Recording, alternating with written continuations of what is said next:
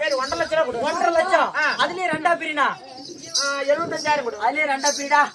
35,000 கொடு. அதுலயே ரெண்டா பிரி. 15,000 கொடு. அதுல மூணா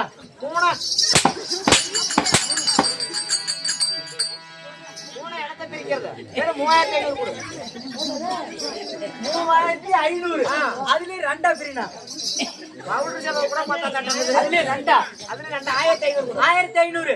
அதுலயே ரெண்டா பிரினா. 750 கொடு. 750. அதுலயே ரெண்டா. 350 கொடு. அதுலயே மூணா. மூணாவா? 75 ரூபாய் கொடு. அதுலயே ரெண்டா பிரினா. 15 ரூபாய்க்கு ரெண்டா பிரிக்கிறதா? 15 ரூபாயில ரெண்டா பிரினா. 7,000 கொடு. 7,000 ரூபாய். அதுலயே ரெண்டா பிரினா. 3,000 ரூபாய் கொடு. அதுலயே ரெண்டா பிரினா. நீ வேட்டுக்கு எங்க பிரிக்கிறதுன்னு தெரியல. அண்ணா எத்தனை சொன்னா? 1,000 ரூபாய். 1,000 ரூபாய். அதுலயே ரெண்டா பிரி. 75 பைசா கொடு. 75 பைசா. 75 பைசா. பைசா தான்டா. அதுலயே ரெண்டா பிரிடா. இந்த கணக்குல போயிட வேண்டியதான். அந்த காலத்துல அணா கணக்குன்னு சொன்னாங்களே. வெறும் 35 காசு கொடு. 35 காசு.